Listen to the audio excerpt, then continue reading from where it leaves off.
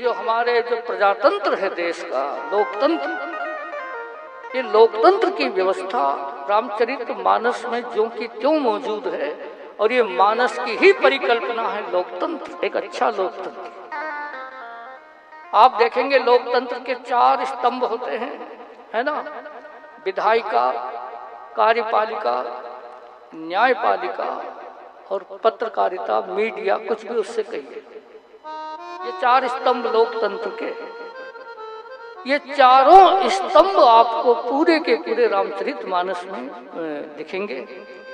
बहुत श्रेष्ठ विधायिका है रामचरितमानस में, बहुत श्रेष्ठ कार्यपालिका है और बहुत श्रेष्ठ न्यायपालिका है और पत्रकारिता का स्तंभ भी है। और पत्रकारिता जैसी आजकल हम सब लोग जानते हैं, आजकल 2 प्रकार की पत्रकारिता होती है, एक सकारात्मक और दूसरी नकारात्मक, पॉजिटिव नेगेटिव। दोनों ही पत्रकार हैं रामचरितमानस में। बहुत सकारात्मक पत्रकारिता करते हैं और एक बहुत नकारात्मक पत्रकारिता के पत्रकार भी।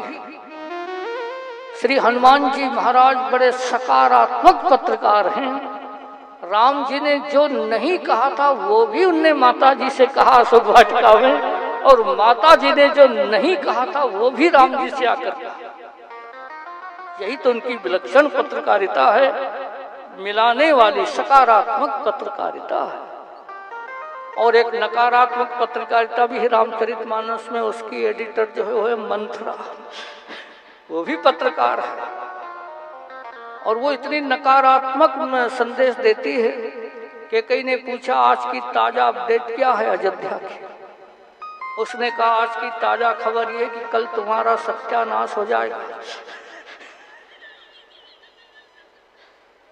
बस सीधा यही कहा उसने। श्री राम जय राम। बड़ी खतरनाक पत्रकार है मंथरा। तो प्रजातंत्र के चारों स्तंभ अगर आप किसी ग्रंथ में देखना चाहते तो रामचरितमानस में ज्यों के त्यों। विधायिका सर्वश्रेष्ठ, कार्यपालिका अति उत्तम, न्यायपालिका। तो एक गरुड़ जी वाला प्रसंग न्यायपालिका से संबद्ध है। आप लोग सब बुद्धिमान हैं, बहुत थोड़े में समझ लेंगे। हम थोड़े थोड़े सूत्र आपको बताते हैं। न्यायपालिका के कितने स्तर होते हैं? न्यायपालिका के 4 स्तर होते हैं, लोअर, सेशन, हाई, सुप्रीम होते हैं ना। Lower court, session court, high court, supreme न्यायालय, सत्र न्यायालय, उच्च न्यायालय, उच्चतम न्यायालय। 4 स्तर होते हैं। चारों ही स्तर हैं न्यायालय के रामचरितमानस के। अपराधी गरुड़ है। अपराधी साधारण व्यक्ति नहीं, भक्त शिरोमणि है। और अपराध उसका ये है कि देश में जिस समय आपातकाल लगा हुआ है उस समय अपराधी ने राष्ट्रपति पर अविश्वास प्रस्ताव प्रस्तुत किया। यानी जिस समय युद्ध चल रहा लंका से, जब किसी भी देश से युद्ध चल रहा हो तो पूरे देश में आपातकाल लगा हुआ अपने आप रहता है। देश में आपातकाल लगा हुआ था, लंका में युद्ध हो रहा था भगवान राम का रावण से। और उस समय गरुड़ ने भगवान को भगवान मानने से मना कर दिया कि मैं इनको परमात्मा नहीं मान सकता, ये परमात्मा है ही नहीं। एक मामूली राक्षस ने जिनको बांध दिया वो भगवान कैसे हो सकते हैं? ये उसका तर्क। भव बंधन से छूट ही नर जप जाकर नाम, खर्ब निशाचर बांधे नाग फांस सोई राम। अब ये अपराधी के रूप में गरुड़ हैं। राष्ट्रपति पर अविश्वास प्रस्तुत किया है उनने, और सबसे पहले उनका प्रकरण लोअर कोर्ट में यानी न्यायालय में पहुंचता है, साधारण न्यायालय। और रामचरितमानस के लोअर कोर्ट के जो न्यायाधीश हैं वो कौन है देखना, और उस प्रसंग को भी पढ़ना क्रमशः, चौपाई टू चौपाई पढ़ना। नारद जी सबसे पहले कहाँ गए? गवने तुरत देव ऋषि पानी, राम सिया राम सिया राम, राम सिया राम।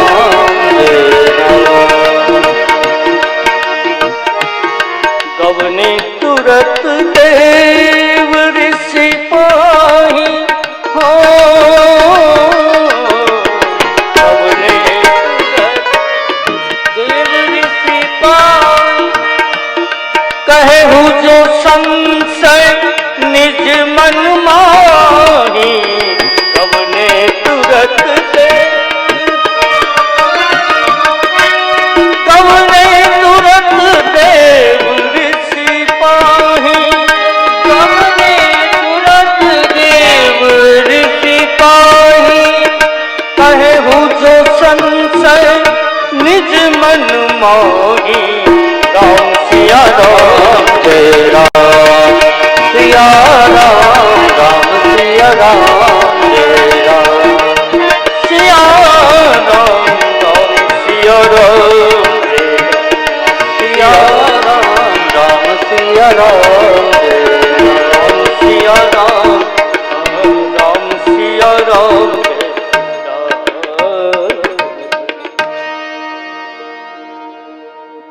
सबसे निचला अदालत जो है न्यायालय, उसके जिसको लोअर कोर्ट कहते हैं अंग्रेजी भाषा में, उसके न्यायाधीश नारद जी हैं रामचरितमानस।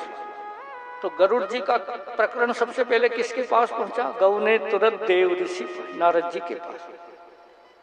नारद जी ने पूरा प्रकरण सुना कि मैं भगवान को भगवान नहीं मानता हूं, गरुड़ ने कहा। नारद जी से ने पूरा सुनकर कहा कि मैं इस विषय में निर्णय नहीं दे सकता, तुम्हारा जो प्रकरण है मैं इसमें कोई निर्णय नहीं दे सकता हूं। गरुड़ ने पूछा निर्णय क्यों नहीं दे सकते? बोले इसलिए नहीं दे सकता कि जो धाराएं तुम पर लगी हैं, इन्हीं धाराओं में मैं 2 बार सजा काट चुका हूं।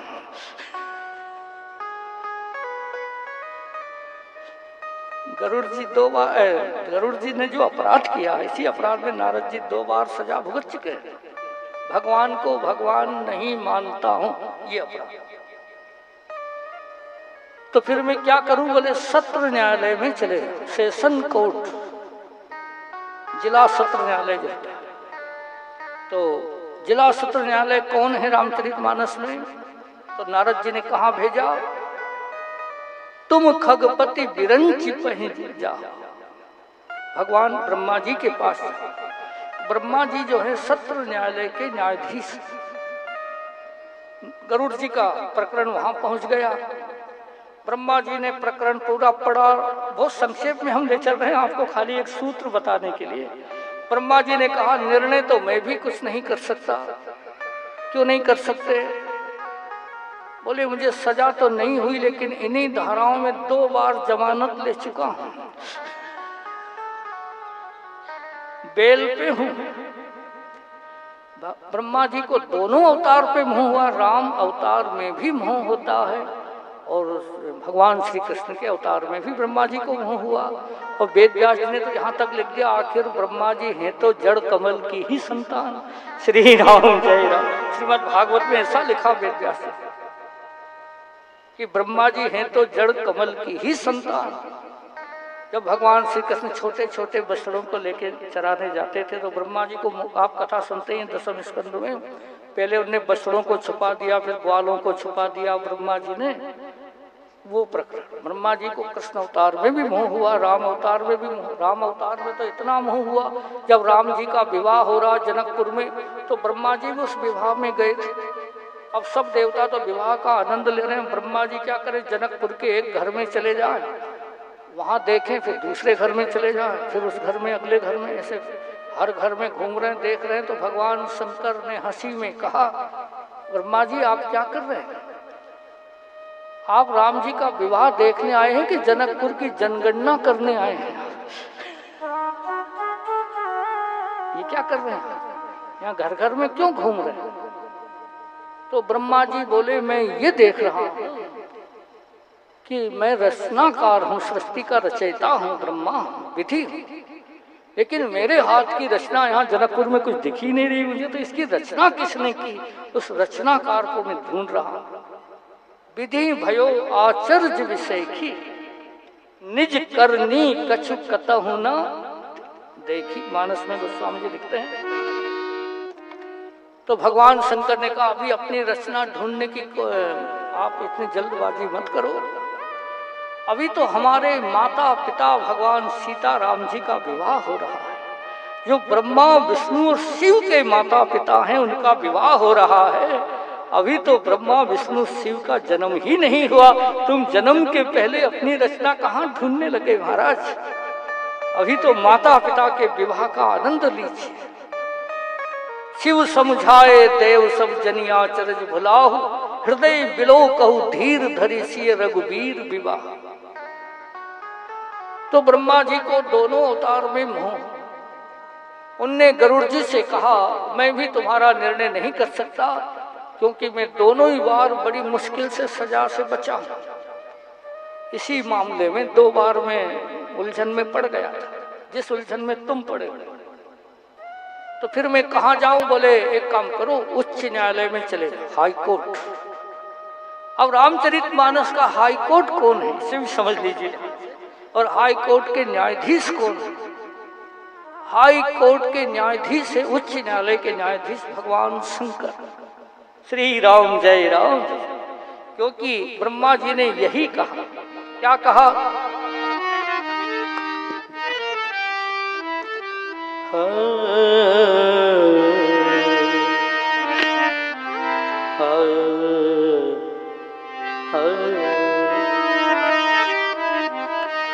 बैनते शंकर पहीं जाओ, बैनते शंकर पहीं जाओ, बैनते शंकर पहीं जाओ।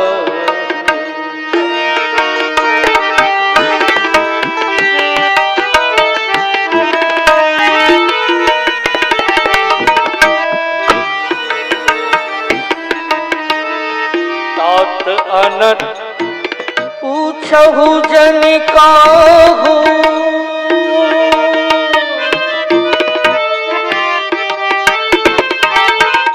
पूछहु जन काहू, तात अनत पूछहु जन काहू, पूछहु जन काहू, बैनते शंकर पहीं जाओ, बैनते शंकर पहीं जाओ,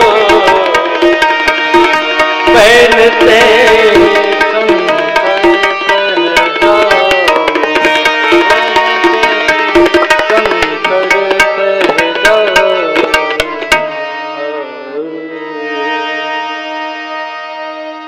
उन्होंने कहा तुम भगवान शंकर के पास चले जाओ, क्योंकि उच्च न्यायालय के प्रधान न्यायाधीश भगवान शंकर ही हैं, रामचरितमानस के हाई कोर्ट के न्यायाधीश। परंतु जब चलने लगे तो ब्रह्मा जी ने उनको सावधान कर दिया, गरुड़ जी को, कि हाई कोर्ट के जो न्यायाधीश हैं इस मामले में इतने सख्त हैं, जो अपराध तुमने किया इस अपराध में उनने अपनी पत्नी को भी क्षमा नहीं किया, सती जी को। सती जी ने भी यही अपराध किया था जो तुम कर रहे हो।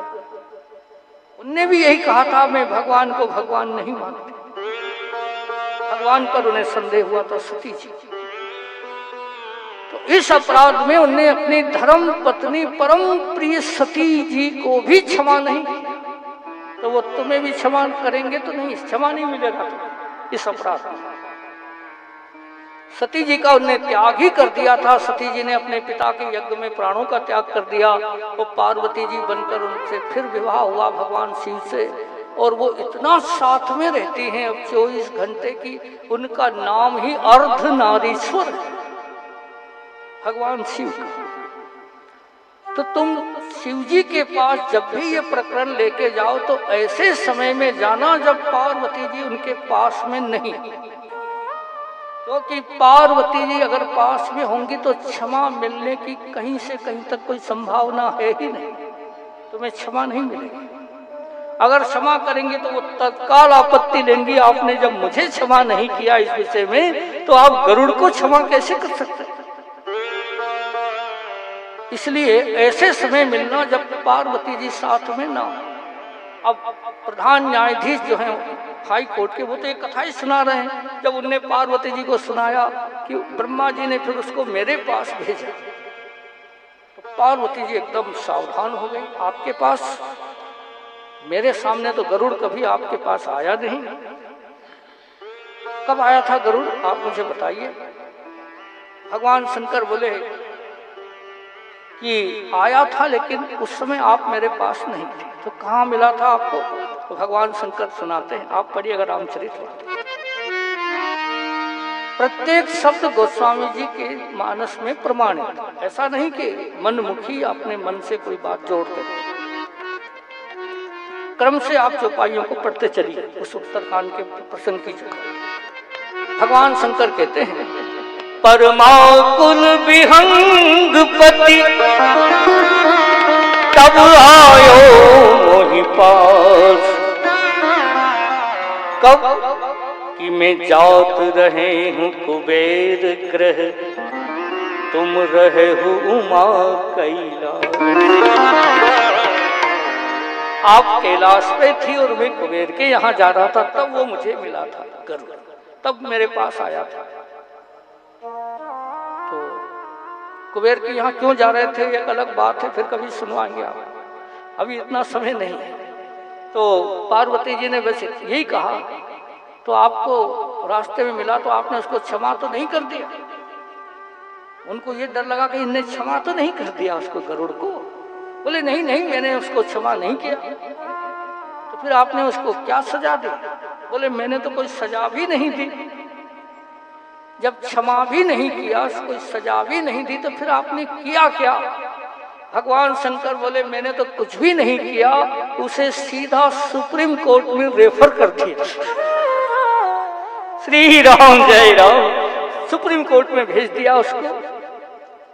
कहाँ? बोले कागभूषण जी के उत्तर दिशा सुंदर गिरि नीला, यहाँ नीलगिरी है भगवान कागभूषण जी का आश्रम, वहां मैंने उसको भेज दिया। अब आप समझिए इस बात को कि रामचरितमानस की जो सुप्रीम कोर्ट है उसके प्रधान न्यायाधीश हैं कागभूषण जी महाराज। श्री राम जय राम। वहां भेज दिया मैंने उसको। तो पार्वती जी ने कहा, क्या आप निर्णय नहीं कर सकते थे उसका यहाँ हाई कोर्ट में? बोले कर तो सकता था, लेकिन दो कारण ऐसे थे इसलिए उसको वहां भेज दिया। कौन कौन से कारण? बोले एक तो ये कि वो मुझे रास्ते में मिला था, और रास्ते में क्या निर्णय हो सकता? मिले वो गरुड़ मार्ग में मोही। भगवान शंकर ने कहा,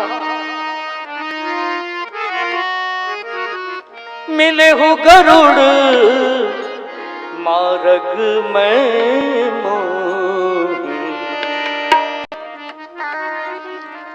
कवन भांति समझावहु तो कवन भांति समझावहु तो कवन भांति समझावहु। मिले हो गरुड़ मार्ग में मोही, कवन भांति तो कवन भांति समझावहु तो कवन भांति समझावहु। जब ही हो तब संशय भंगा, जब ही हो तब संशय भंगा, जब कहु काल करो सत्संगा, जब जे काल करो सत्संगा। मिले हो गरुड़ मार्ग में मोही, कवन भांति समझावहु तो कवन भांति समझावहु तो कवन भांति समझावहु।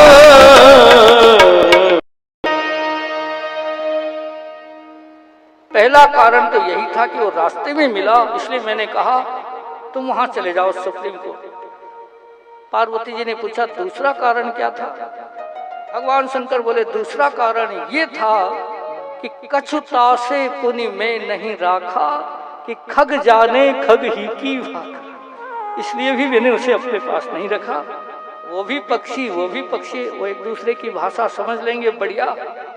सीधा सुप्रीम कोर्ट भेज दिया। अब गरुड़ पहुंचे सुप्रीम कोर्ट।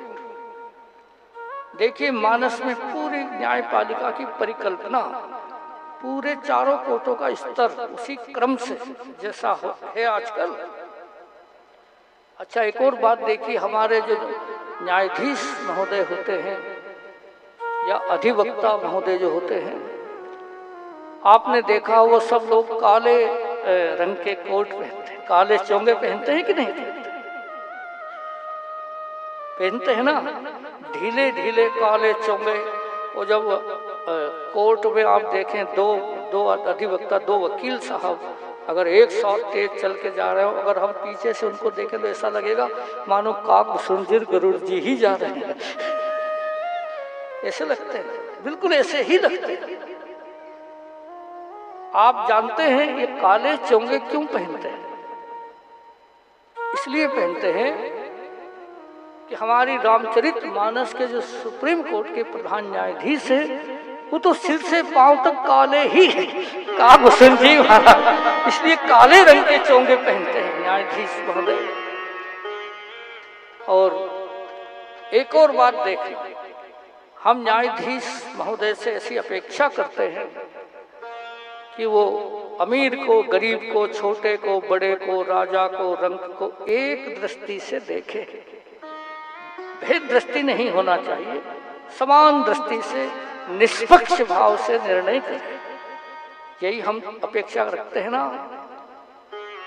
हम ये क्यों चाहते हैं कि एक ही दृष्टि से देखें सबको? इसलिए चाहते हैं कि हमारी रामचरितमानस के जो सुप्रीम कोर्ट के प्रधान न्यायाधीश हैं उनके पास दृष्टि एक ही है, दो दृष्टि वहां है ही नहीं। वहां भेद दृष्टि नहीं है, सम दृष्टि है, एक ही दृष्टि। श्री राम, हम ये अपेक्षा इसलिए करते हैं क्योंकि हमारे काकभूषण जी के पास तो दृष्टि ही एक है। जब गरुड़ जी का प्रकरण वहां पहुंचा, समापन करते हैं बात का, संकेत में ही उनने पूरी केसदारी को पढ़ा। उनने काकभूषण जी ने सुनौ तात जही कारण आयौ, सो सब भयम दरस्तौ पायौ, देख परम पावन तव आश्रम गयो, महो संशय नाना भ्रम। अब श्री राम कथा अति पावनी, सदा सुखद दुख कुंजन सावनी, सादर तात सुनावह मोही, बार बार बिनुओ प्रभु तो ही।